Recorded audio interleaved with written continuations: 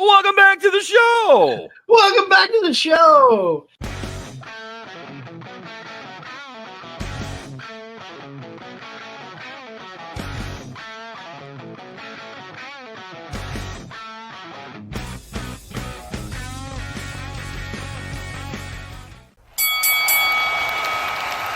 And now, your hosts of the Card Subject to Change podcast, the For Frequency's Sake Tag Team Champions of the World, the Wizard CZ, and Never Wrong Nick Bull.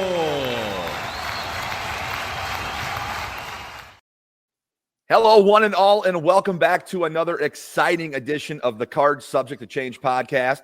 The podcast by the fan for the fan. Of course, we're powered by Lopez Pizza. We're built by Durham Remodeling, colored by Ryan Allison Tattoo, and protected by Jared Zook of Country Financial. So glad you're with us. So glad you found us. And if you love wrestling, this is the place to be. I am your host, Never Wrong Nick Bull. We're so happy to have you here. Yeet! God, I've always wanted to do that. I've always wanted to do that, and I can do it in context, and I don't look like a dork. Yeet! I would be remiss if I did not introduce to you my tag team partner, the engine behind the Ferrari. He keeps this thing going. He is the one. He is the only. We are co-champs of the For Frequency's Sake Tag Team Champs of the World, the Wizard CZ. Wiz, how you doing? Man, I am super stoked to talk about what we're going to talk about tonight. This was a great weekend, a lot of fun. And Nick, I know we watched everything at the High View last night. I am going to get you to hop up on that table and yeet. I'm going to do it. It's going to happen. And I'm going to film it when it does. Okay, I will hop up on the table like the announcers do. If I can, we're going to do this later in the year. We're going to, when it's nice out, we're going to have you doing the Jey Uso entrance, like at a park. Okay. And the people in the park are going to be unbeknownst to what we're doing, but you're just going to walk through them like you're this megastar, just yeeting everybody. I'll have to get the yeet glasses for sure. Yeah, of course. You know, if you're just tuning in, we're going to, of course, talk about the biggest wrestling event of the year so far. Whoa!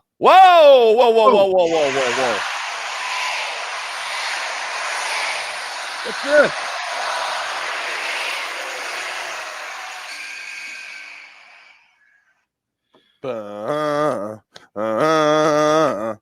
If you smell, wait a minute. This isn't an NBA trade deadline podcast. I'm in the wrong place. Hold on, I gotta go. He's dropping Woj bombs here. Another one literally just dropped when we went on the air. But hey, it's madness, everybody. Hi guys, how are you? Joe, how are you doing? We're doing great. We're doing great. I'm telling you what, I'm so glad you showed up as entry 31 because Nikki Bella last night at 30 is the most disappointing 30th entrant I've ever witnessed in my life. We will talk about that for sure. She can still dance. Her hips aren't dead yet. They might lie a little, but hey, good. They for lie. Her. Oh, they lie. She yucks somebody's yum. That's for sure. But yeah, man, it's really cool to be here. I always love seeing you guys and chatting with you guys. It's been a crazy weekend. I had a game Friday, huge rivalry game Friday. Was out of town yesterday, came back for the Rumble, and then today went to go see Illinois. Luckily, the Illinois Fighting Illini did not ruin my weekend. So we're here now, and we're excited and ready to go. I'm really excited for this. I appreciate you guys having me on. I was bugging you guys like a couple weeks ago. Like I just want us to like sit down and talk about like cool WrestleMania stuff because I miss you. And then Chris hits me up the other day and he was like, "Hey, do you want to do the Rumble?" I was like, "I think I can get back in time. I think I'll be back before like midnight." So it is really cool to see y'all, and I'm really excited to be here. And yes, I am better. I am the correct 31st entrant. That's right. Yeah. That's right. We're joined here by Joe, the show Winkel. You can catch him on the Educated Ignorance podcast. You can also catch him on the call for the Moly Maroons basketball games. That's on QCSportsnet.com. Sportsnet. Yep. I was forgetting the net part of it, but yep, you can find him there.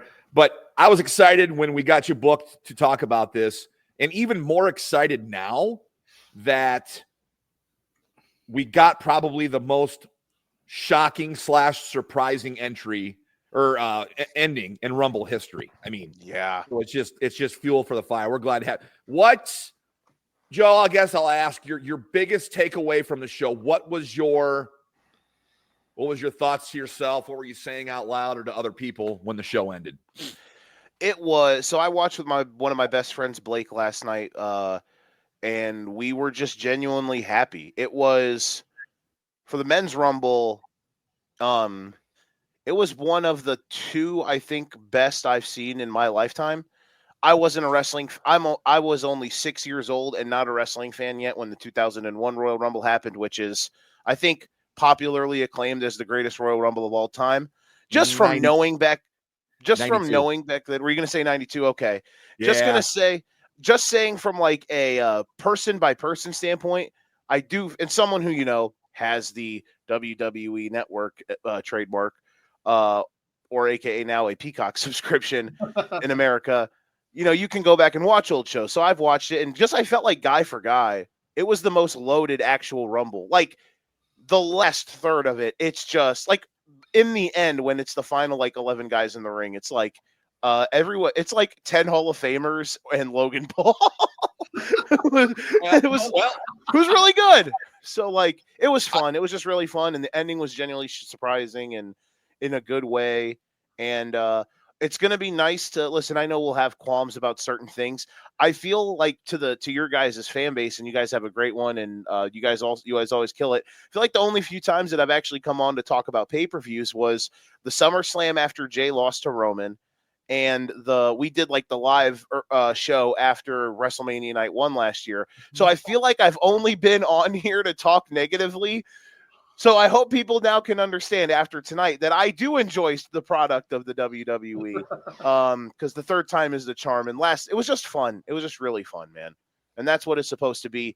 The other one I was going to say that I enjoyed the most Rumble-wise, the 2018 one was exciting for all the reasons, even though afterwards it kind of went to hell. And the 2021, obviously, with Drew and Brock. Those are my other two favorites. But last night, it was just a joy, man. It really was. Incorrect. I mean, it's obviously it's the kickoff to WrestleMania season. Not only do we get one Rumble, we get two Rumbles now with the addition of the women's. Last night was the 8th running of the women's Rumble. But it's the most interactive match, right? Everybody is into it. The countdowns, everybody's up for the entrances. I think it's the match that has the interest, it piques the most interest of wrestling fans all year. I think so too, right? It's like everybody who's a wrestling fan, whether they're even into it or not, know what the Royal Rumble is. For sure. Yeah, absolutely. And you're watching for the surprise entrance, right? You're watching for the callbacks. But I'm telling you, you made that comment about, there's all these studs in there, and Logan Paul. Everybody in the ring was a world champion or had won a world champion. It was 11 people in the ring. 8 former world champions. Jey Uso, Sami Zayn, Logan Paul, who are all 3 over in their own way, shape, or form, and are all 3 future world champions, I think, in the next 2 to 3 years. So I got to thinking in my head, man, this may be the most loaded Rumble with the star power they have. There haven't been really any duds, and you can kind of go back.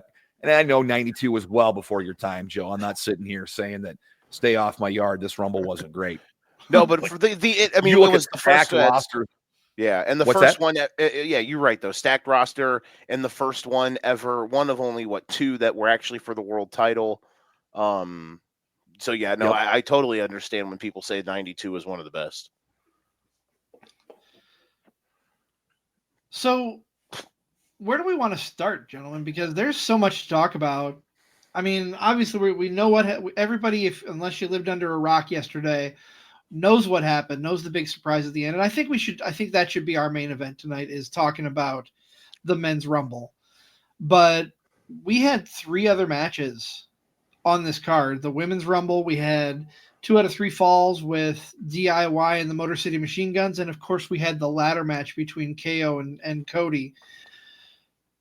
I don't think we're going to spend a lot of time talking about the tag match, so we might as well just rip that Band-Aid off now. What do you think, fellas? That's up to you, man.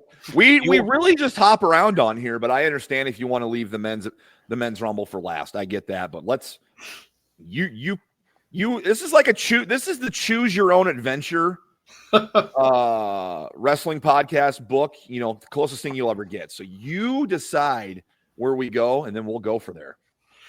I mean, you both know I'm a huge Johnny Gargano fan, a huge DIY fan. Mark. 100%. I will fully admit that. But on such a stacked card, this is the dud match of the night, and it wasn't really a dud match. It didn't have the most hype. It was lacking the same build that the men's Rumble and Cody and KO had, and even the women's Rumble to an extent. I mean, if you're saying, okay, I'll say what you're trying to say. Of the 4 matches, this was the least appealing of the 4, right? Yes. So it was going to get put in that spot after the women's Rumble, before the Cody KO WWE title match. I get it. I am a big tag team wrestling fan, so this match did pique my interest.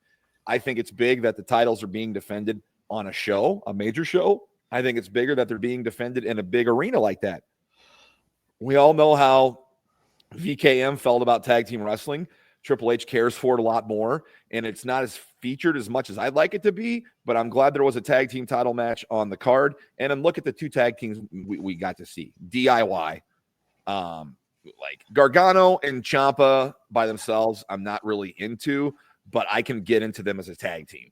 So I'm behind DIY. And then you got the freaking Motor City Machine Guns. Still doing their thing. Legends. So I was pumped for this match and actually very excited.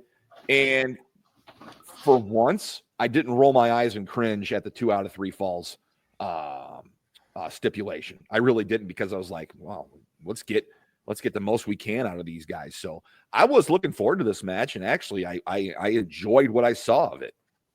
I think it also, as somebody who my childhood was Ruthless Aggression era SmackDown and Raw, obviously, but SmackDown was the better show. The Reign of Terror wasn't on SmackDown back then. But Ruthless Aggression era and TNA, like infancy, like television deal TNA. Yep. To see the Machine Guns have a tag team match in a packed stadium made my heart smile. I just wish WWE would have shelled out money for their TNA theme song. Though now that they have a partnership with TNA, I don't know how they didn't get it, but you know what is what it is what it is, I guess. Maybe it comes over. Maybe it's part of the settlement. Maybe it comes over. What were you going to say, CZ? It's on delay. We want our old entrance back. I'm gonna meld the 2 podcasts together. It's like the settlement's like the trade deadline. Them getting the Machine Guns music is like a future draft pick down the road. They gotta wait till that year rolls over. They gotta wait till that year rolls over. Joe, I kind of want to take a sidebar for a second here.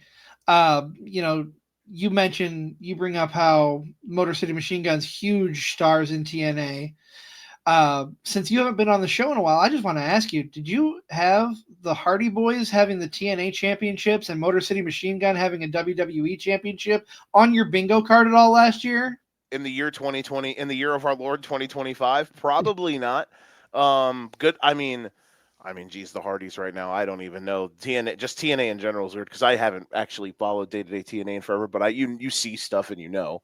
I know we'll get, but no, I never thought the Gun.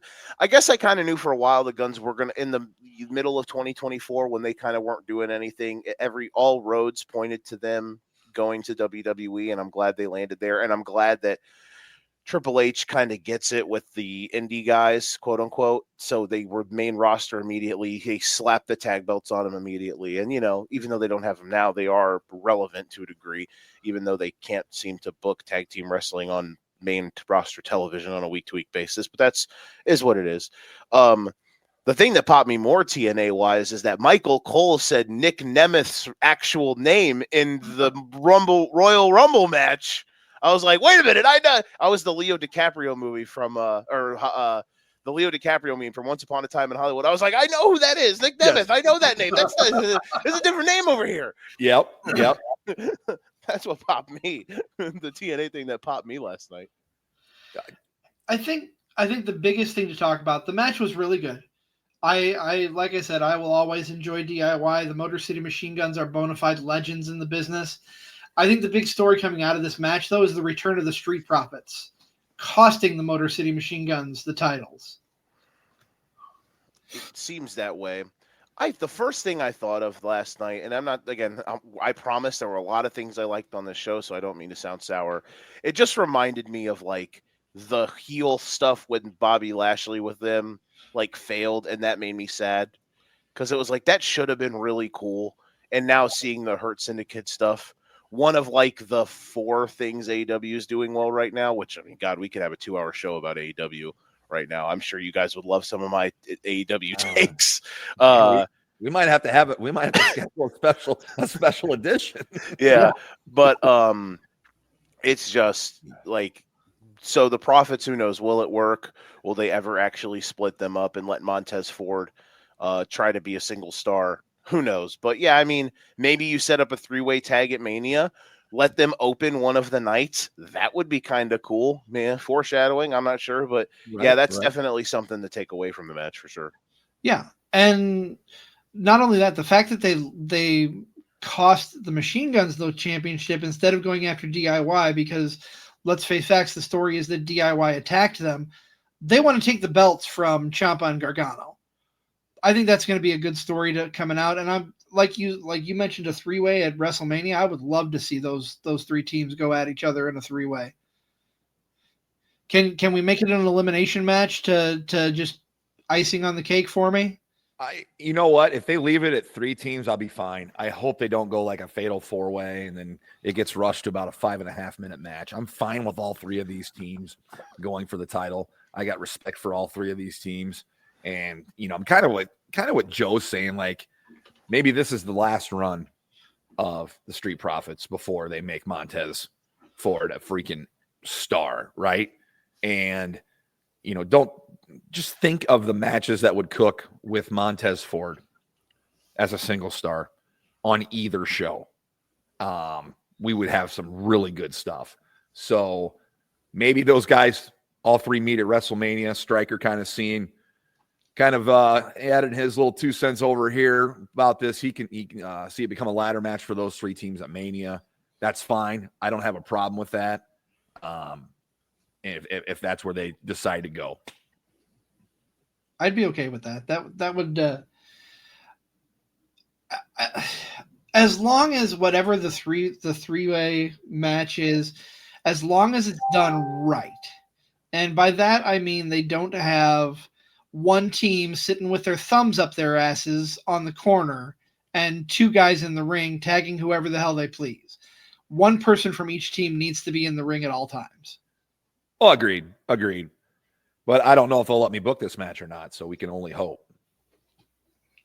I'll put in a call for you. I'll put in a good word. Thank you. I appreciate that. It's what I do, man. Where do we want to go next? Do we want to talk about the Women's Rumble, or do we want to talk about Cody and KO? I say let's go Women's Rumble. Okay. Yeah, let's do that.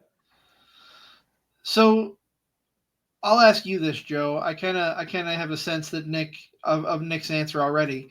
Was the writing on the wall as to who was walking away with the Rumble win on this one for the women? Yeah, unfortunately. I wanted Io to win. That would have been awesome, especially if she had, You're not the only person that's told me that they wanted Io to win. So you're definitely not the only person I've heard that from. Because I want Io and Rhea at Mania. I think that match would be really, really good. Even if like Io won and they did like Io and Tiffany, and then did like Rhea and Bianca or something, maybe, I don't know. But Charlotte winning is what it is. As long as Tiffany beats her, I'm okay.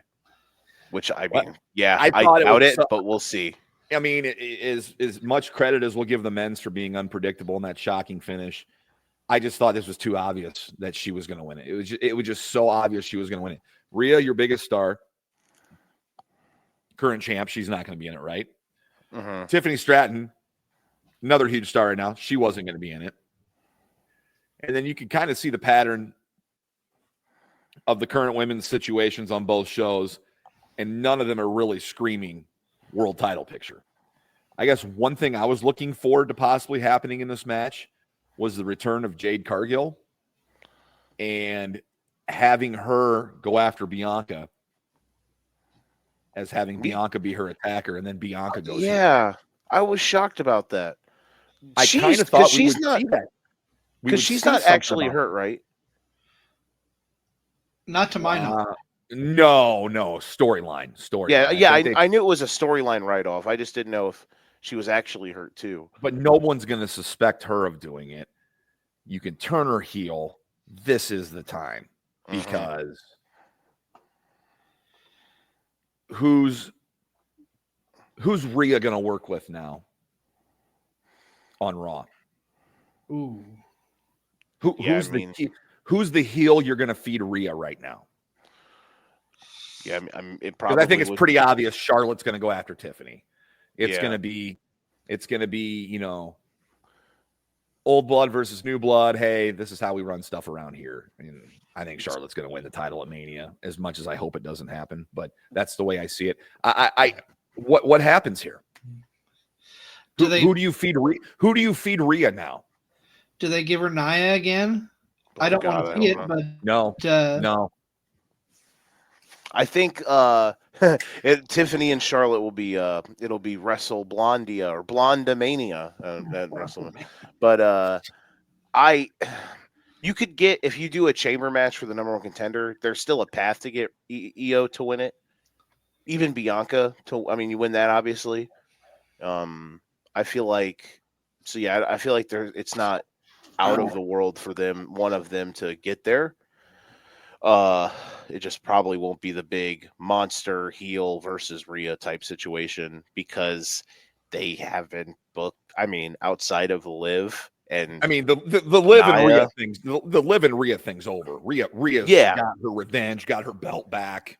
Right. I was just saying, outside of Liv and Nia, they don't really have a booked woman's heel. Top heat, right? They're all kind of just there. Bianca Belair. That's what they need to do. I know. But here's the thing: they've got to get those tag belts. They got to get the damn tag belts off of Bianca. She is one of their biggest stars on the women's roster, and she is stuck in a lackluster tag division for the women. The women's tag team title vortex. It's on the Mount Rushmore of bad vortexes, next to the Chris Jericho vortex, the Judgment Day vortex, and I can't think of another one. And it's so ironic, because WWE NXT has the best women's division in wrestling right now. Yes, and the main card, yes. They can't put together a tag team division. I'll that's a hill I'll die on right now. Like, the NXT women's division is loaded, and you saw that in this match, which every year they have to fill a third of the women's match with NXT, which I'm hoping that means, I'm hoping next year is the year they pull the trigger and have an NXT woman win it on her first in the Rumble. Have an NXT girl win the Rumble and go after a belt. I think that's something they need. If they're going to keep doing it where literally they don't announce it, obviously, because remember how it used to always be. We've had the reverse. We've had the reverse of it. We had Charlotte Flair win, and then challenge Rhea NXT belts. So I like what you're thinking. There were some impressive showings last night, like Roxanne Perez, guys. CZ. I'm not going to say we knew this, but CZ and I watch NXT kind of on the regular and talk about it a lot. She is money over there, absolute money. She just recently dropped the title, so this might have been her last hurdle to climb before a main roster debut.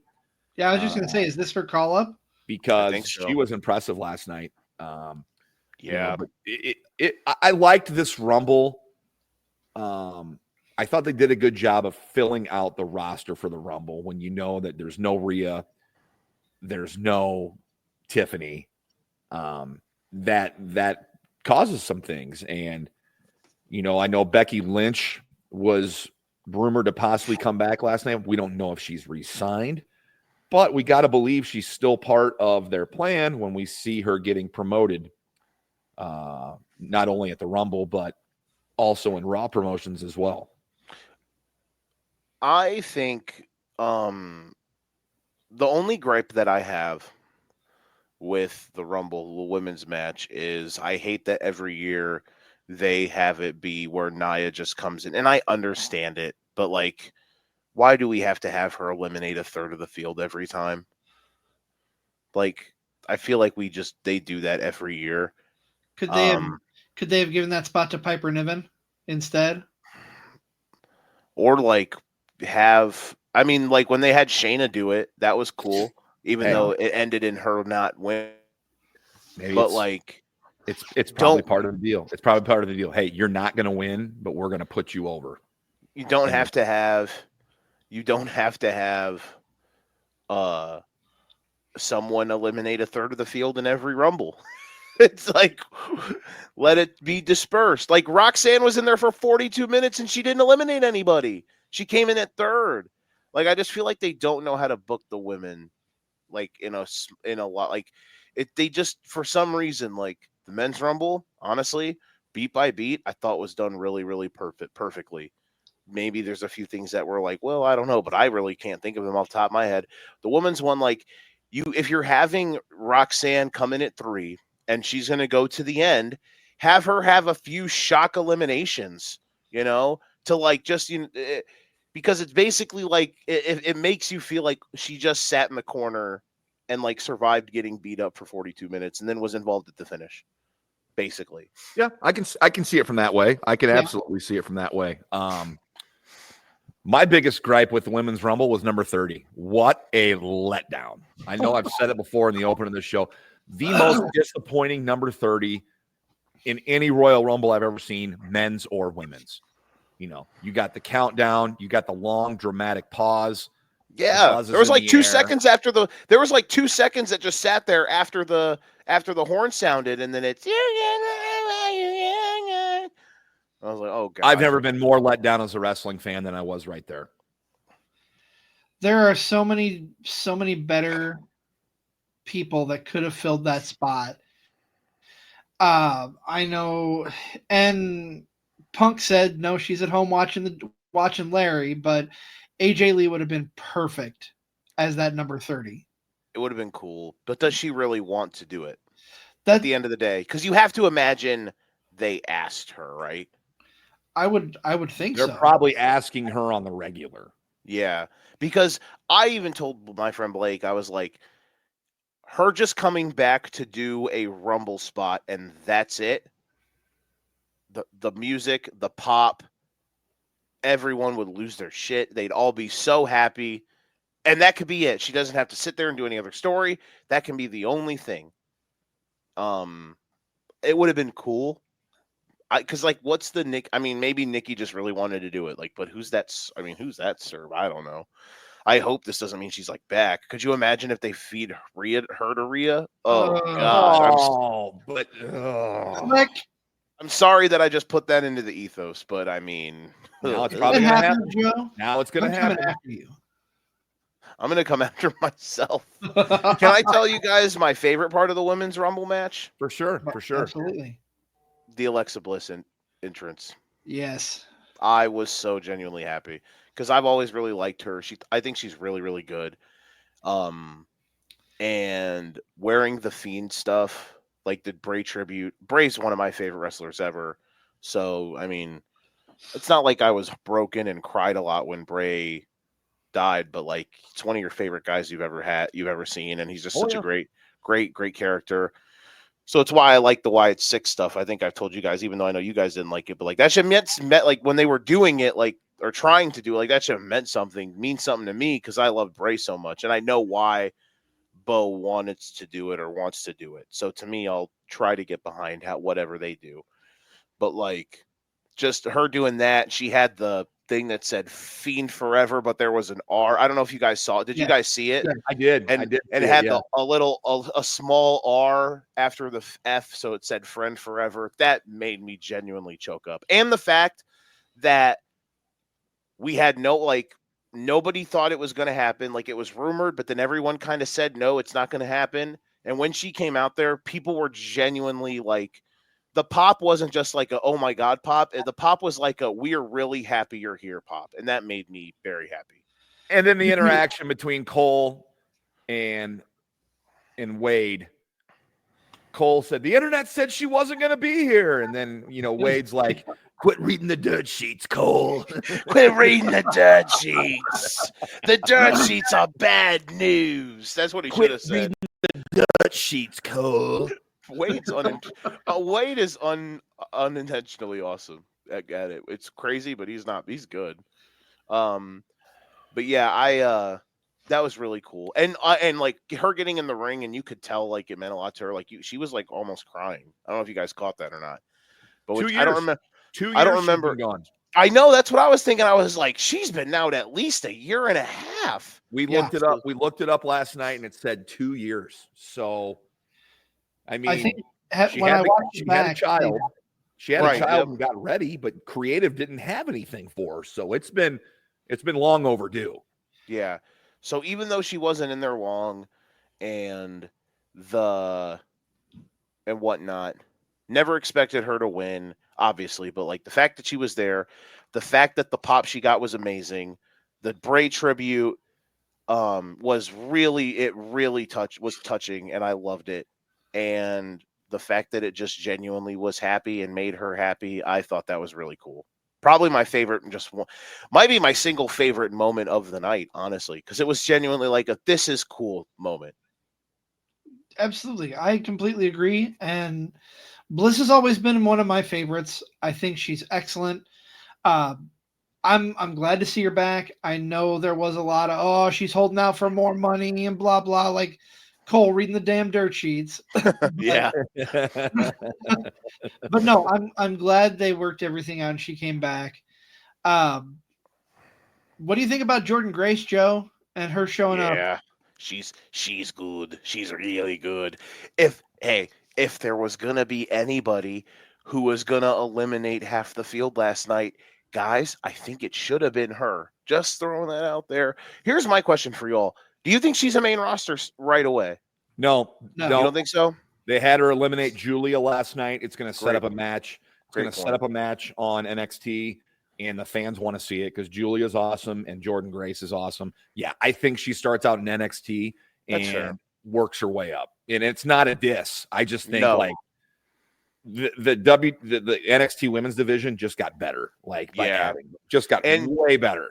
And it replaces Roxanne because Roxanne's going to get called up. There you go. So it's a good replacement. Seamless transition. They'll probably do the Julia. I would not be shocked. I mean, I know Julia kind of just won it recently, right? But I would not be shocked if they like slapped that bad boy on Jordan at Mania weekend. That could be the big match for them. Ooh, man, that'd be a fun match. And honestly, I mean, I would love for her to be like a main roster straightaway person just because of how big the signing was. But there's nothing wrong with her being a part of that stacked women's division for the year. And honestly, if anyone probably would fit the bill, other than maybe Julia, of being the NXT woman to be in the Rumble to win it, it would be Jordynne Grace.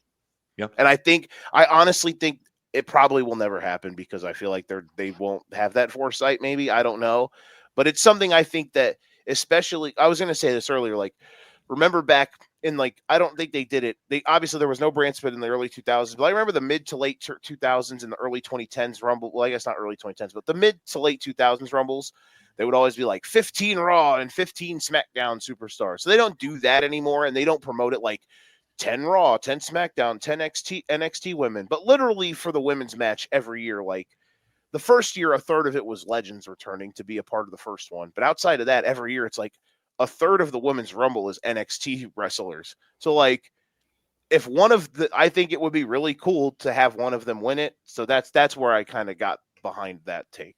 I'd be totally behind it too. I think after how they booked the men's Rumble last night, it's got to give them confidence to be able to book something like that on the women's side and run with it like they did last night with Jey Uso winning. So I got a question before we head to break concerning the women's Rumble. Obviously, one of the biggest things everyone looks forward to on the Rumble are the surprises. Who's making their debut? Who's coming back? What legends are going to be there? This, to me, felt kind of lackluster in their surprises, but particularly for the men, but the men made up for it. Do you think the knowledge that Charlotte was going to win, the people that they brought in that were a surprise made up for the fact that we knew pretty much who was walking away with the win there? Yeah, it's probably their way of making it look. Yeah, I think so. The only thing I would have done differently is I would have let Roxanne have a moment or two to almost win. Maybe. If you're going to have her be a part of the final two, don't have it be such a quick, like, boom, boom, boom, and then it's over type situation. That'd be my really thing. But, like, yeah, I was more – the thing that really shocked me the most, I can't believe Becky didn't come back. I wonder what that's – why not yet? And I know you're like – Don't know. I was expecting her to be in it, but who knows? Yeah. Well, we gotta pay homage to our fellow shows on the network here, so we're gonna take a quick break. On the other side of the break, we're gonna come back and we're gonna talk Cody and KO and the big match of the night, the men's Rumble. So stick with us. We'll be back here in just a moment. For frequency's sake, has you covered on all things sports. From the squared circle to the hardwood and the gridiron to the speedway, we've got something for everyone. Walk down the aisle with the boys from Card Subject to Change every Sunday as they take a deep dive into everything pro wrestling. Head on over to the hardwood with Doug Green and Watching the W each week for all the news from the WNBA. Want more insight from Pit Row? Check out the Green, White, and Checkered podcast where they give their insight on everything happening on and off the track. Need your gambling fix? We've got you there. Dan Hancock and Gotham Gambling will help you cover the spread with the Golden Ticket Show. Football more your style? Explore the waters of NFL DFS with DFS Deep Dive with Brian Craighead and Jordan Kernan each week. More into the science portion of the game? The Professor John Bush and Dennis Michelson take you into their science lab and dissect your week in the data lab. Need to know who to start last minute? The network's flagship show, For Fantasy's Sake, is here in a pinch. The fellas come to you live every football Sunday from 10 to 11:30 Central with the week's best DFS, gambling, and lineup advice. And wrap up your Sundays with Joe Winkel and Nick Brinks as they come to you live with educated ignorance, looking at all the day's action. Not enough football on Sunday? Not a problem. Kick your feet up at lunch on Monday and slip into the football lounge with Mark and Dan while they look at the week that was in news, notes, and more. For frequency's sake, you know what we mean. Welcome back to the show. Welcome back to the show. We are Card Subject to Change podcast, the podcast by the fan for the fan. I'm your host, Never Wrong, Nick Bold, joined by my tag team partner, the Wizard CZ, and we are being entertained, or we are entertaining, from the Educated Ignorance podcast, the one, the only, Joe, the show Winkel. We're all here talking Royal Rumble. I think we all are genuinely enjoying not only the show last night, but the talk we're having here. I mean, it was such a good show. Such a good show. It really was. It makes you feel it's good when wrestling's good. When was the last time that, not counting Saudi shows, take those out of the mix, when was the last time the WWE put on a bad pay-per-view or PLE or whatever? Can't we just all admit that the Saudi shows are not canon? Yeah. I'd be all about it. They don't count. I would have to sit down seriously and go back and look at a list of their pay-per-views and pick out their last bad one. And when I say bad, like everybody kind of considered it bad. It didn't really have any redeeming factors. I mean, it seems if, I mean, we all watch wrestling for different reasons. And I never sit down to watch wrestling to watch a 5-star match. I want to see physicality. I want to see brutality. I want to see a story being told. And I want to see, what the path is for both guys afterwards. That's what I like about it. With that being said, I mean, they've just been on a run lately. And if you're not getting a top tier match, you're getting a top tier story and something to run with it afterwards. And I think there needs something to be said. I mean, there's been a definite shift. Everybody knows. But they just, like Sheamus, it's banger after banger after banger. I mean, Yeah. When was the last time you walked away from a WWE show and said, "Oh, that was crap"? What are they doing? It's been a while, and we all got that feeling last night of genuine surprise at the end of the show. That's why we watch wrestling, folks. Like, it's fun to get on here and predict what's going to happen and book what we think might happen, but we ultimately watch wrestling to be swerved, to be had, to be shocked, to be surprised. And that's what we got last night. And I trying to think the last time I was genuinely that shocked or surprised while watching wrestling. And I can't remember. And it's not saying that, these moments are moments that you'll remember where you were and who you're watching it with and how you felt.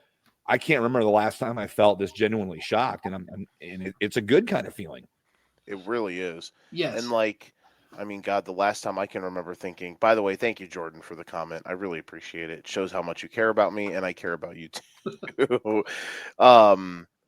God, like Brock beating Undertaker. Like, was that like the last time where you were just like, well, it was a moment of like that might be it.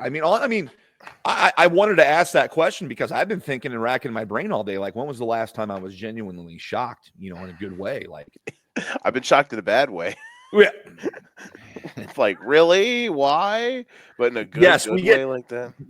Unfortunately, there are too many of those. So we got to enjoy the ones like the genuine shock and surprise of Jey winning the Rumble. But I digress. We'll talk about that men's Rumble match here in a little bit. I think we want to tear the Band-Aid off here of pretty hot story coming in. You mentioned brutality and a good story and physicality. This match had all of that and more.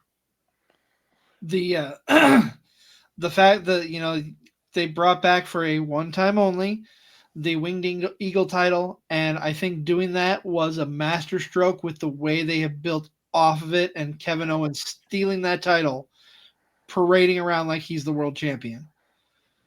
Mm-hmm. They've done a great job, and Kevin Owens has been awesome. He's had a great stretch, that match was awesome, and it was brutal.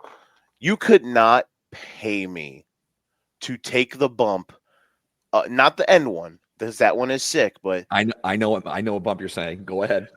When the ladder is down and he takes the slam, and his back hits the top part of the ladder while it's on the ground. And the ladder doesn't give. Not at all, bro.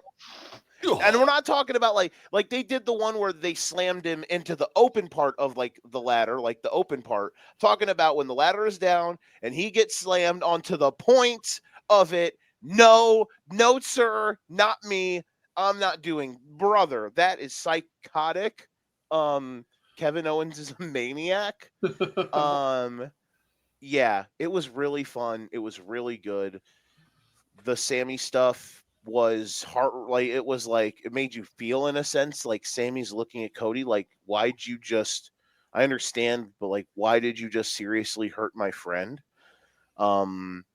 They kind of teased us when they did any of you guys think at the end when Cody was climbing and they did the pan out shot that Sammy was going to run in? I was hoping he was. Hoping he was. I really was. And it's no disrespect to Cody because I love Cody, but I'm really interested in what Sami Zayn does next. I was interested in what was going to happen going into last night because you knew at some point he was going to make his presence felt in this match. I guess I'm glad there was no shenanigans and there was a clear-cut winner last night. But, man, they're sowing the seeds, in my opinion, of turning Sammy heel. And you've seen it with Cody celebrating and standing over KO as KO is getting attended to by the medical attendees, and Sammy's there. And Kevin Owens just did not move for an hour. They should have had him still there while the first entrant happened in the Rumble. He just died. Kevin Owens is so great. I'm sure he was in amounts of pain, but he sold that shit, bro. Oh, he sold that Alabama slam oh my goodness, dude. You go back and watch it. He does it perfect. It looks like it. I mean, it looks bad. To me, the back bump on the ladder was worse. Oh, the one when he took that slam? Yes. To me, that was worse.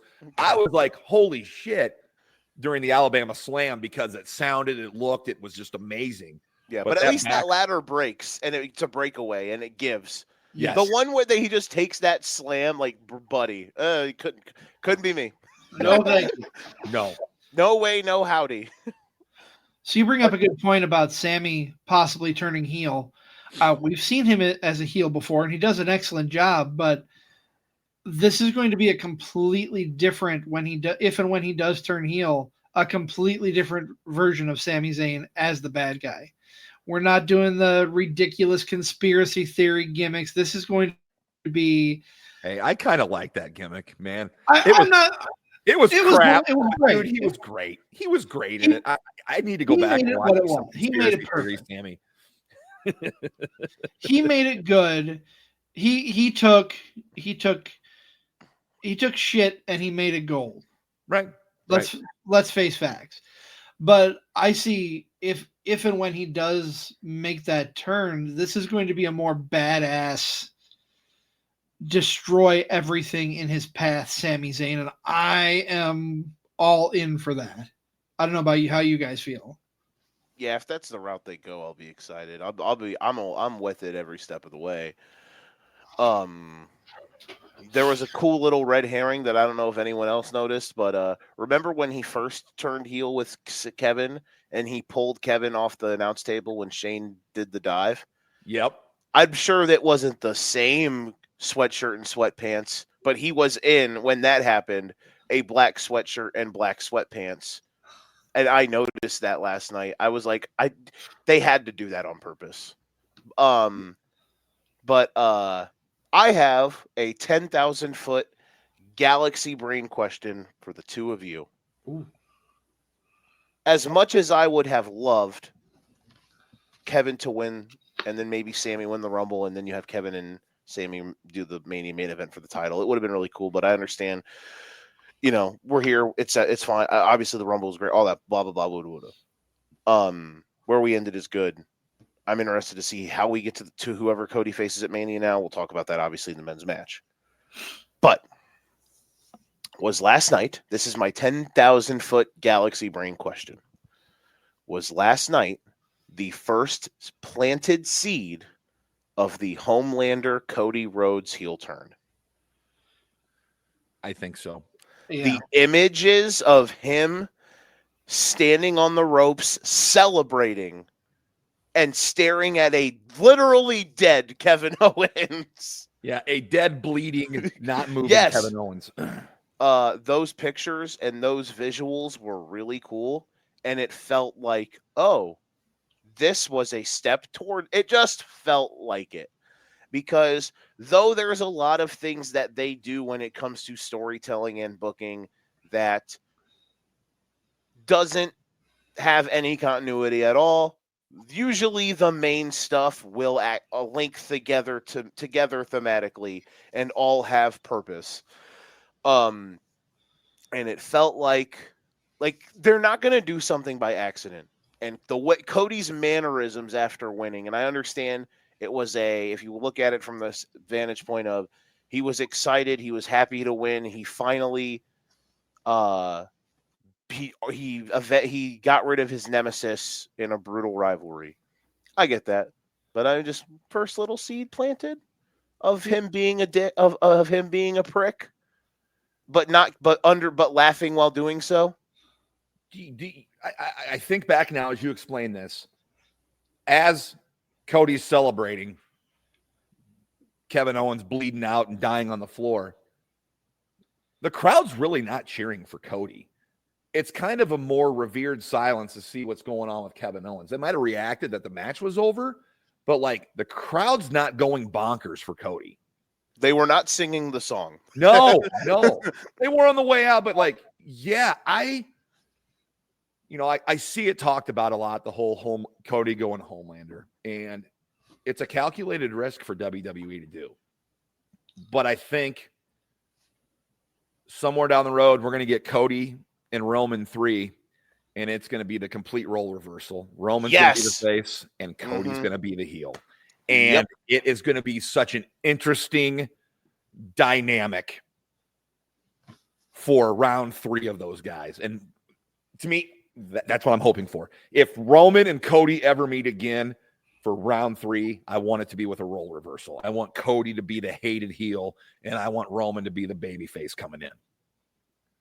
I'm all in. I'm all in. Let me ask you this. First of all, Joe, I want to ask this directly to you, Joe, since we haven't had you on a while. We don't have your take on this. The KO Cody storyline, excuse me, has had a lot of what's the word? Off-camera interactions, and that's not the case. It's been filmed, but it's not been televised. We get a lot of fan footage and backstage footage between KO and Cody. What are your thoughts on that? And does it get you more invested, or is it one of those where you're like, it's more time, that's extra time that I have in my day that now I've got to look at this? I don't know about No, I get what you're saying. I don't know if it makes me more invested, quote unquote, but I love like the fact that the Cody Roman or the Cody KO feud started. Wasn't it KO just jumping him out in the parking lot after Bad Blood? Yes. Was it Bad Blood? Yes. I think it was Bad Blood, right? It was after Bad Blood, and it was not on the broadcast. No, yeah, and he just was jumps all him in the social media derived. I love that. Me too. Honestly, okay, yeah, because it's like, yeah, you have to obviously make sure you do that stuff and then have it be taped by fans. Like, you have to do it in that aspect. But I mean, if all of a sudden 2 wrestlers are brawling in the parking lot, the fans are going to record it. So, like, I kind of love that. It makes it just have more of a these 2 dudes fucking hate each other type of vibe. And so I love it. I really do love it. I think it was super cool. And it just was unique because, like, you never see it. And I'm always for wrestling taking risks. I'm all for, even if sometimes you swing and you miss, I'm always for wrestling taking risks and trying to do stuff that doesn't happen before, because wrestling is a copy paste thing. You know what I mean? Like, there are a lot, like, everything usually has beat by beat, and you're usually going to have things that overlap and stuff happen in the same way. And that's not a bad thing. But if you try to be unique and try to be different and do something that really has never been done before, again, sometimes it might swing and miss, but when it's cool, it's really cool. So I really like that. So, and you can't do it all the time. It has to be specific, special things like that. Like, it has to be super, and it has to fit those type of characters. Like, for example, like if the Guns and DIY just started fighting in catering, you know what I mean? But like last year, wasn't it at last year's Mania when LA Knight and hello, there you go. It's intro 32. Like last year at the WrestleMania, like one of the expos, like LA Knight and AJ Styles just started brawling. Like, yeah, you have a blood feud and it fits. Like, I'm all for it. It's really cool. Yep. Hey, I was just wanting to drop in. I wanted to report that Educated Ignorance has traded Joe Winkel, the card subject to change, for Chris Zach. So, well, there goes Educated Ignorance. That show's going to be trash now that I'm the host of it. Who's going to be? Are there any future picks? Are there any other prospects in the deal, or like, is my Penguin involved in the trade? That's a landmark deal. Yeah. The original talks were Nick for Nick, but Nick Brinks wouldn't waive his no trade clause. So he did. He held Educated Ignorance over a barrel for his contract. So yeah, he's a diva. Have we talked about Braun Breaker's spear on iShow Speed? We have not. We haven't got to the men's match yet. Oh, I apologize. That's okay.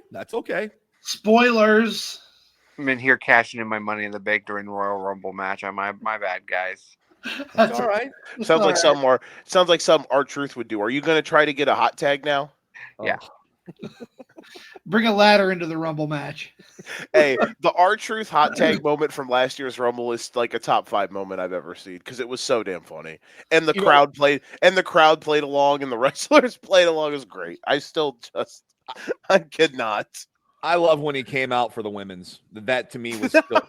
That was good. Yeah, that was really good. We could talk about last year's Royal Rumble as long as we don't discuss the venue we watched at. We all watched it in the privacy of our own homes. Yeah. You guys were watching. Yeah, You guys watched it at the. No, we watched it at home, Joe. Don't say it. We watched it at home. No, you guys, you watched it in the home, the home place, the place of home, on Correct. home plate at Modern Woodman. You watched it at home plate. That's what you did. Home. It's where the heart is. Did you enjoy the Rumble, Deej? Yeah, it was a good time. We were at my parents' house for the women's Rumble, and then we left early on in the ladder match because I wanted to make sure we were home and the kids to bed by the time for the men's Rumble. What was really enjoyable for me is we were at my parents' house waiting for some stuff to do some stuff, and there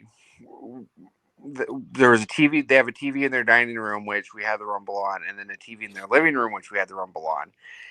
And my parents and my wife and I were watching in the living room during the women's Rumble, and my daughter was sitting watching the Rumble in the dining room, and she marked out several times I don't remember who early in the match did a move and then did a kip up, and she's like, "Whoa!" Like, it was great just to see the enjoyment out of a 5-year-old's eyes.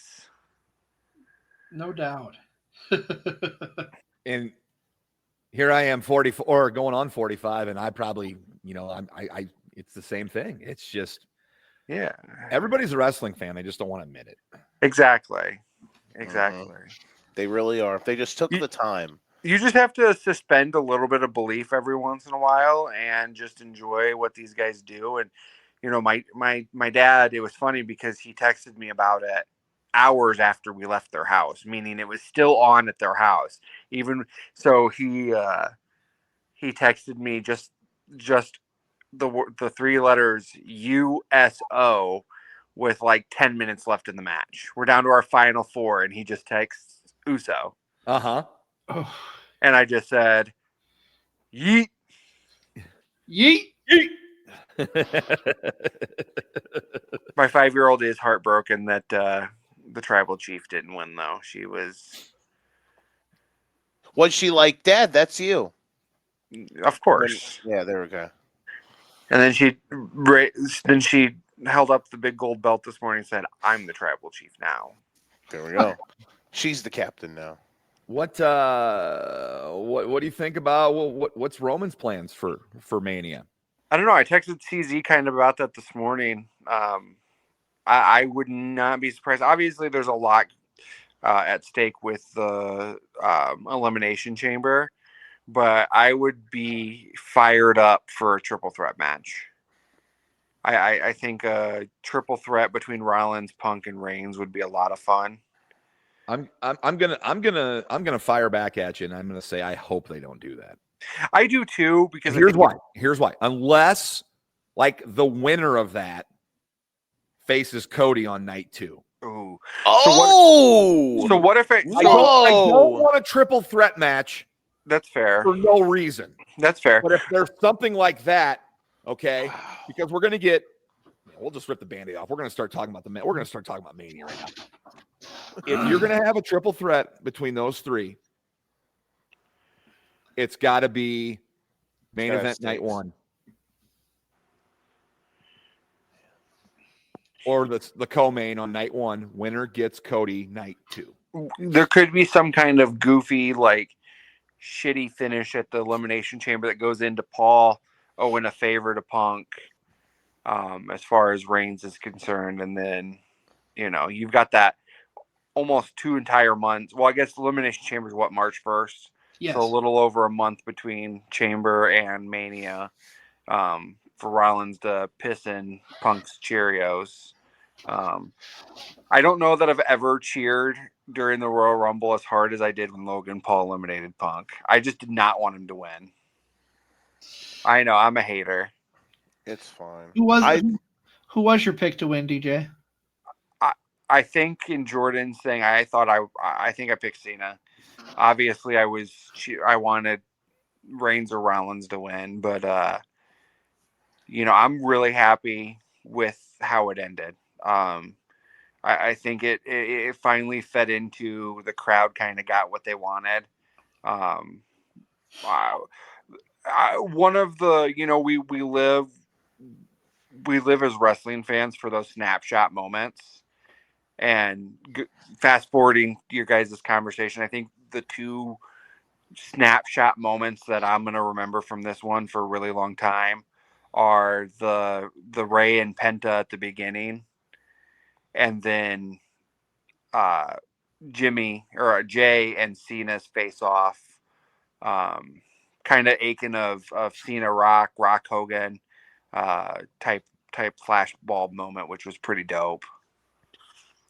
Cena still knows how to do this, doesn't he? He might not have as much gusto as he used to, but I think does he know how to command and like sell the moment? Yep. I think we joke around a lot within the wrestling fan industry about LOL, Cena 16 time burying people. You literally had like 7 straight entrants in that Rumble last night that he put those guys over at some point, whether it was Punk or Reigns or now punted over Jay last night with the face off, and then coming in and kind of quote unquote passing the torch. We know Cena at some point in this year is going to win number 17. It's set wrong. up. Not you happening. Don't think so? Not happening. Bold not take. Happening. Very bold not take. Happening. Did you listen to his presser comments last night? I did. I did. I feel That's the irony. That's the irony. I watched on the Band China app this morning. He is not going to win 17. Okay, so I guess here's my thought. Charlotte is, though.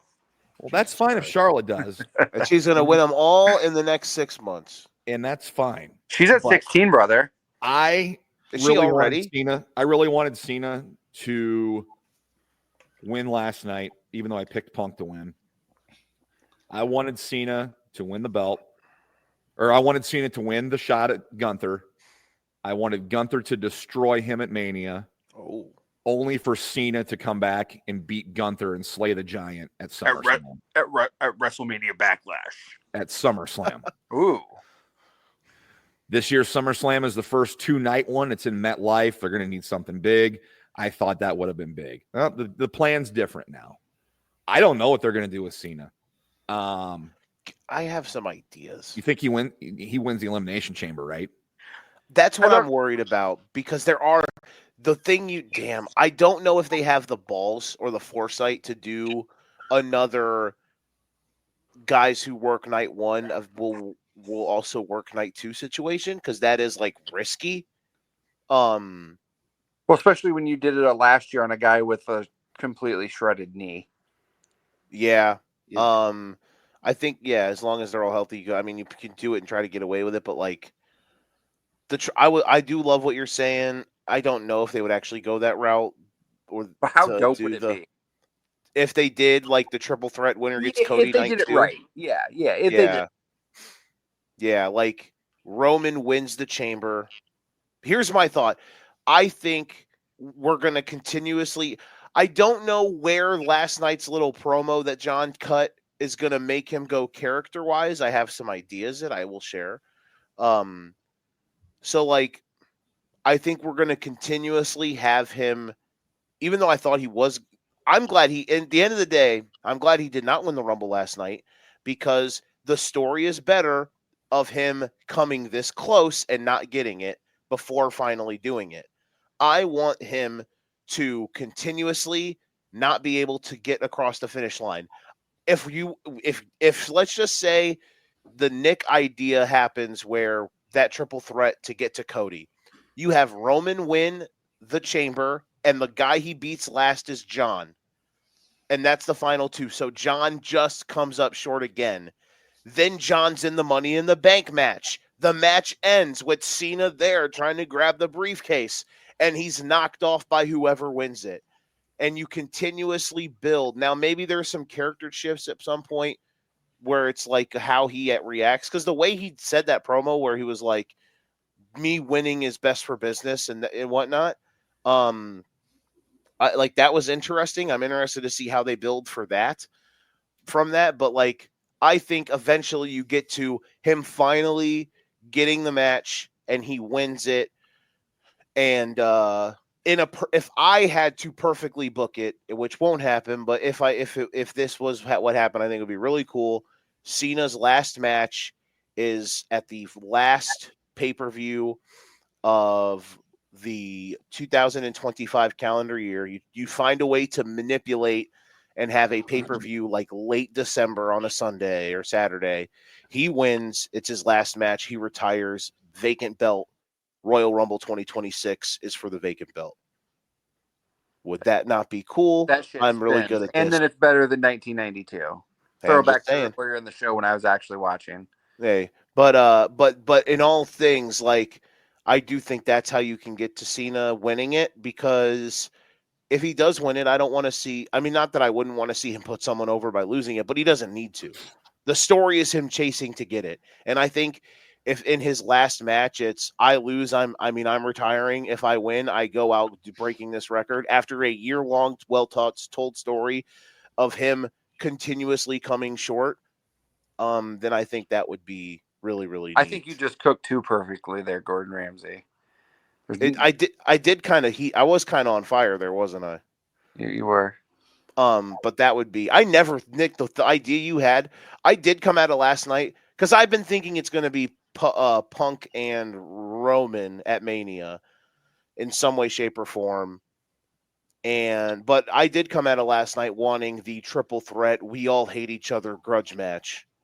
Now, but I also think, Do you want to hear you want to hear what I initially booked? I initially booked a 4-man tournament with the 2 opening round matches on night 1, which would have been Rollins versus Reigns, Punk versus Logan Paul. I could see that. I would have had Roman Reigns go over Rollins. I would have had CM Punk go over Roman Reigns. That's your main event of night 1, because the winner gets Cody in night 2. And Paul turns on Roman and helps Punk win night 1. So your main event of night 2 is Cody Punk. Mm-hmm. That's kind of what I initially thought, but I actually like the triple threat idea better. It would be really, really cool. And if you did my way of getting to there with the chamber thing is like basically in the chamber, Punk, Seth, and Roman are in it. Punk and Seth are beating the hell out of each other, and then they both get taken. They kind of take each other out because of them wanting to just murder each other. Roman survives that, beats Cena in the end. By the way, that chamber match could be stupid loaded. If it's those 4 and then 2 others, you put Logan Paul in it. Probably. And then who cares? Put Dominic Mysterio in it. Still a banger. Exactly. And then it's Roman who wins the chamber match. Paul's favor with Punk is Punk to get a match with Roman to put the chamber match title shot on the line. Seth then somehow connivingly, because he wants to kill these guys, gets into the match as well. That's how I would get to that. But yeah, it's who knows. As of right now, my Logan Paul match at Mania, God, you guys are going to hate me. It's Logan Paul versus Gunther for the world title, because I think that match would bang. I'm done. I'm out. See ya. Peace. I know. No, Jay's going after Gunther. Oh yeah, never mind. Yeah. You're right. I'm an idiot. It's gonna be Jay. Yeah, I'm stupid. So I don't think I ever got out of you. What's your prediction for Cena at Mania? What's he doing at Mania? Damn it. LOL, Cena wins. Yeah, I have no idea. Now, yeah, you're right. I don't know why I thought Jay. I went full idiot for a second. You're right. That was my idea going into last night, but now it's going to be Jay. Yes, I think the only 2 matches I have in my mind set in stone for Mania are Jay and Gunther and Dominic and Finn Balor. Oh, hey now. Tiffany Charlotte? Tiffany Charlotte. The Judgment Day Vortex. Yeah, I have no idea, because here's the thing, I wonder, because Cody's the SmackDown champ. Yeah. And how Cena doesn't really have a brand, but if the chamber match is gonna have like Roman, Punk, and Rollins, who are all Raw guys in it, like that's kind of the only way to make that chamber match loaded. How do we get to Cody's opponent? When does Jay decide if he's gonna do Gunther, which we all know he's gonna do Gunther? Well, he kind of said last Monday night. night. Monday night. Yeah, he kind of said last night after when he was doing the interview with the girl in the short pink dress that he was going for the World Heavyweight Championship. It's Jackie Redmond, Deej. Thank you. Yeah, I think there was only pink. So You know what I really wanted to happen instead of Seth double curb stomping Roman? Because I wanted him to go and slap Tyrese Halliburton for agreeing that the Quad Cities is a shithole on McAfee. Oh wow. Let's go up and bop him. Yep. I thought the Roman Seth Punk thing at the end though, when they all got eliminated, was really cool. Like Roman and Seth were their own demise, and then Punk glossed over it too much, and then shock elimination, Logan Paul. I don't know what you do with. I wanted Logan Paul versus Gunther because I really thought that match would be really cool and it would give Gunther the win, but obviously now he's going to lose. I remember I actually said this last night during the Rumble match because at the time I did not think Jay was winning. I had a feeling. Delay still. Yeah, I avoided all spoilers throughout all of it.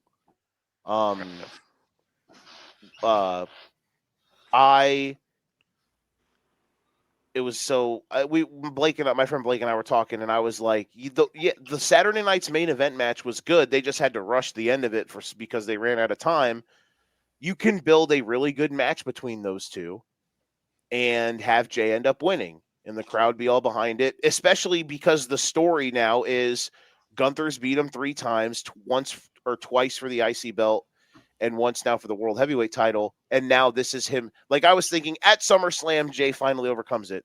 Now you have the Shock Royal Rumble win, and now that's obviously just going to be speed ran it to Mania, which I'm fine with, obviously. Unless he pulls a Josh Allen and loses for the 4th time. That is fake. That's another show.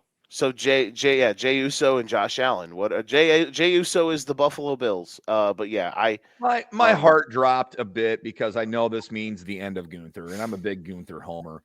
But Jay has to win this match. If Jay loses this match, Nick, the word is Mark. Yeah, that's fine. That's fine. If Jay loses this match, then it's over for him. I could never. He's got to win. He's gonna win. He goes from main event Jey Uso to curtain jerker Jey Uso.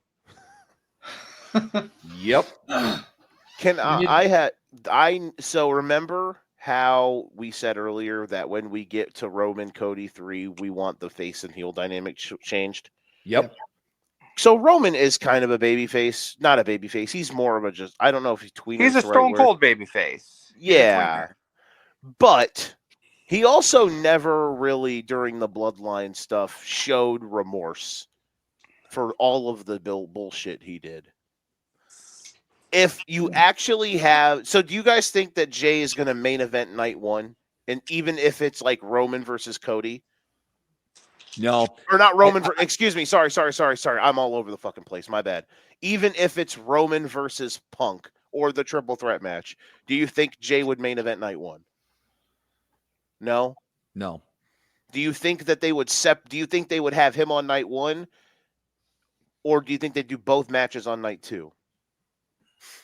Just off the top of your head. Because I know what I want to happen when Jay wins. And I think it has to happen. It's got to be the big crowd interaction and whatnot. It's got to be, I don't think they'll do night 1. They'll book it for the main event of night 1. But if it's main event of night 1, you get the big moment afterwards with him celebrating in the crowd. So hey, I've got an answer for you. Mm-hmm. I've got an answer. Just poof mental moment here. So we can do our triple threat match because John Cena at WrestleMania faces The Rock.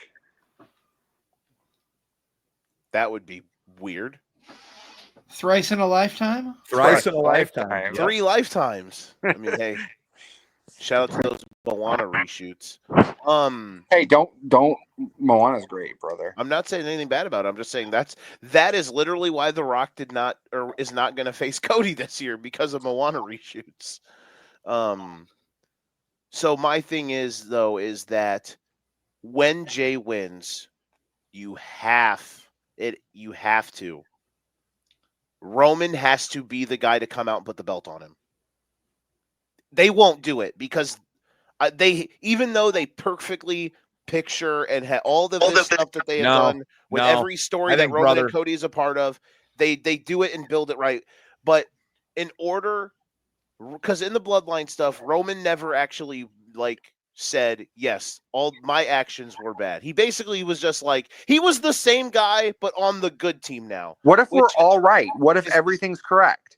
What if we do get Roman Cody with the opposite deal, and then we get a reshoot without Future killing your family, Benoit Eddie moment at the end of WrestleMania with Reigns and Jey? That would be something. That would be interesting. Another snapshot moment, brother. That is.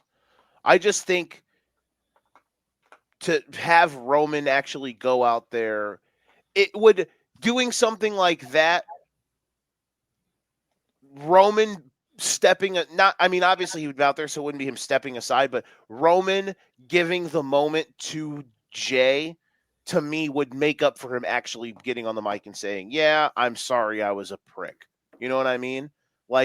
That's why I think when Jey wins, when Jey is celebrating, Roman should come out and hold his hand up and put the belt around his waist. Because I think it would, for Roman's character, I do think it would be cool, one thing, and two, I think that would do a lot. It wouldn't make him this sympathetic babyface, but it would make him logically more of okay, all of the stuff that I did for 4 years, I have accepted any bad stuff I did. And it shows that he is happy for his family, that they are also succeeding, if that makes sense. Not that you know what I mean? Do you understand where I'm trying to thematically get to? I do. Yeah, I'm with you.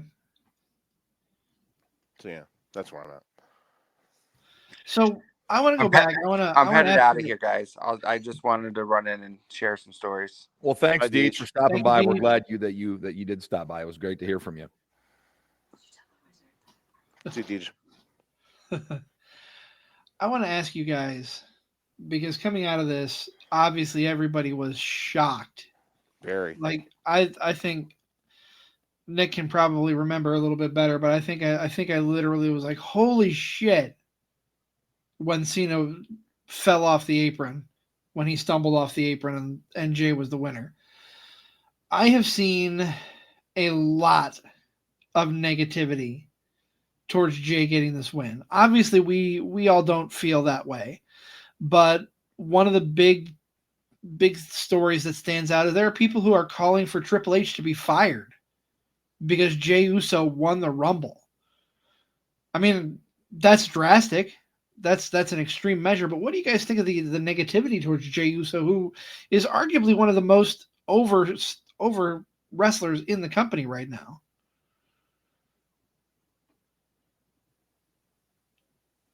I will start, I guess. Yes. Yep. I was wanting you to start. I understand that Jey had the worst match of Mania weekend last year. I think a lot of it has to do with how last year, going into that, they kind of stripped down all of the emotional and the characteristics of his character that made him work and made us give a shit about him as a single star in the first place, because they turned him into aggression, motives, and emotional, sympathetic figure, but was good. Jey Uso trying to dethrone the tribal chief,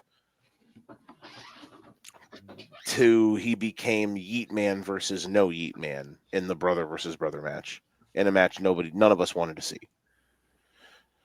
I mean, let's look at Jey Uso's match last year. Look at that, Right. and now he's going to main event. I mean, Exactly. who saw that? Who saw that? Nobody. Nobody saw that. And it's good. It's good that nobody saw that. Agreed. It's good that nobody saw it. Wrestling fans are a dangerous animal because regardless of something that was so like organic and surprising and shocking in a good way last night, you're always going to find somebody to bitch about it. So everybody's going to bitch about something no matter what. So I don't even listen to those people. There wasn't anything egregious with what happened at the ending of the ending of the Rumble last night. It was great. It was Agreed. great. It was a great surprising moment. I loved it. I would love more of that in wrestling, to be genuinely shocked and not know. And we need more of that. And I think it's what made last night great. I think it's what's going to make this Rumble great. Everybody's going to remember it. Everybody's going to know where they were. It's one of those definitive wrestling fandom moments that you're going to have to look back on. Agreed 1,000%. I think it's a great thing. I think, acting like Jey was not going to eventually win a singles title was just absurd. And him doing it, him doing it a little bit earlier than maybe we thought, it's fine. And it's almost vindication for me. I mean, really, if anybody won last night, it's me. Because remember, I said he should have dethroned Roman. Remember that? LOL. Yeah. You did say he was the one that was going to. That was a while ago, but you did. Yep. All things in seriousness, though, I think that it was a fantastic moment, a fantastic match. My bad. First of all, I was trying to pull something up on my phone to look at something, and my phone was turned all the way up.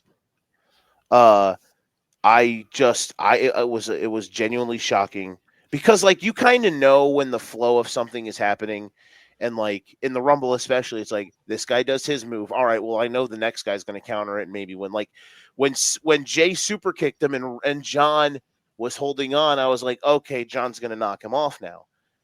But it went in like slow motion when John picked him up and then Jey slid in the ring. You like stop, and it was like, wait a minute, is he? And then he did, and John's shocked, and I'm like, I literally said, oh my God, Jey won. It was really cool. And yeah, I feel like Twitter, I love Twitter, especially on nights like last night when crazy NBA or crazy sports things happen, because it's funny and it's just hilarious to see how creatively funny people are. But the internet wrestling sphere can be a toxic place. Very. And last night was a reminder for the internet wrestling sphere that was saying how Jey Uso was bad and it sucks and it was bad that he won. It's a reminder that Twitter, at the end of the day, is a small percentage of the populace. When 70,000 people are, hey, I guess I'll do it finally, doing this in the stands, losing their shit with Jey winning. And I understand people being like, because like the comparison I saw the most was like, well, LA Knight was super over and his merch was selling and they never pulled the trigger on him. I mean, I get it. I like LA Knight a lot. I wish they would have done a little more with him, maybe. I don't know. But at the end of the day, we're here, and it's not a bad thing, I don't think, at all. No, not at all. Not at all. Whew. We had a lot to digest there. Yeah.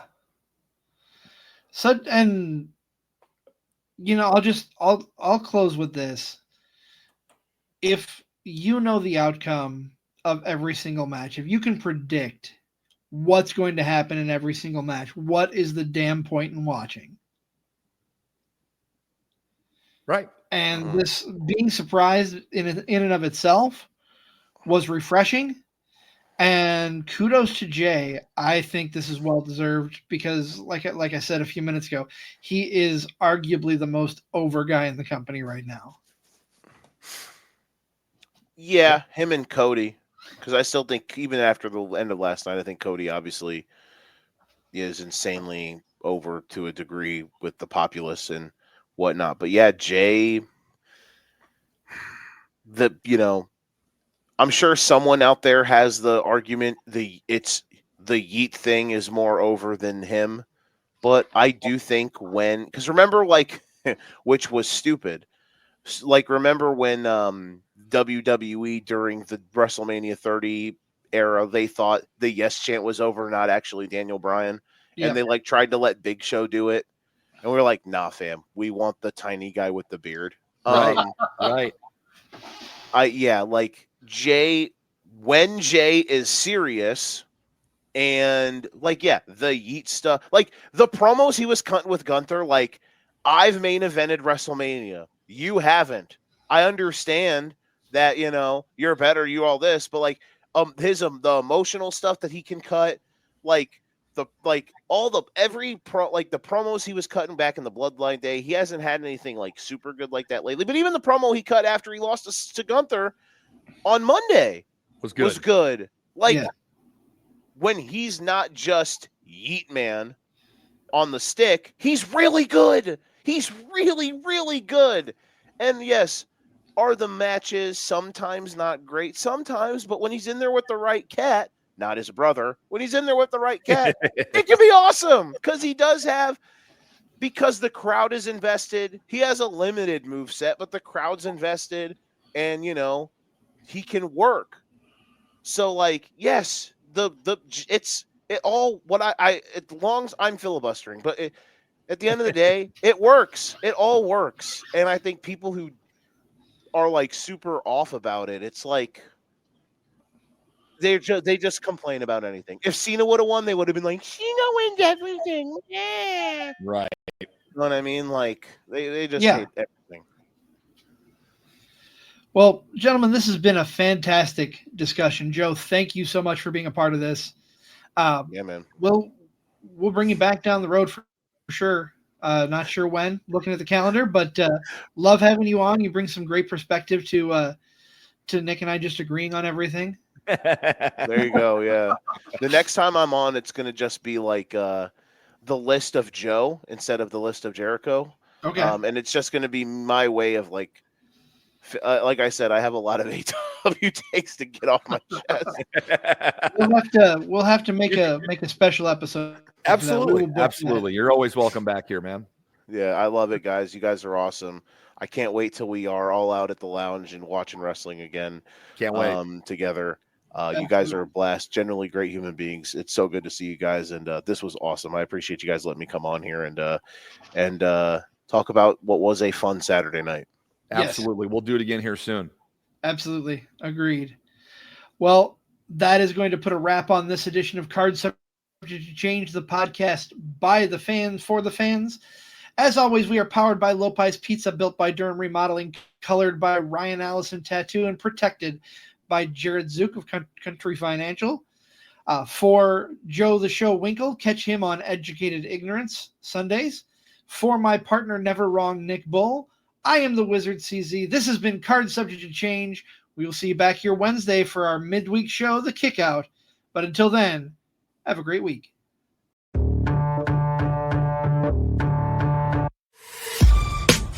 This has been a For Frequency's Sake Podcast Network production. For more great content, subscribe to For Frequency's Sake on YouTube, Facebook, and Twitter.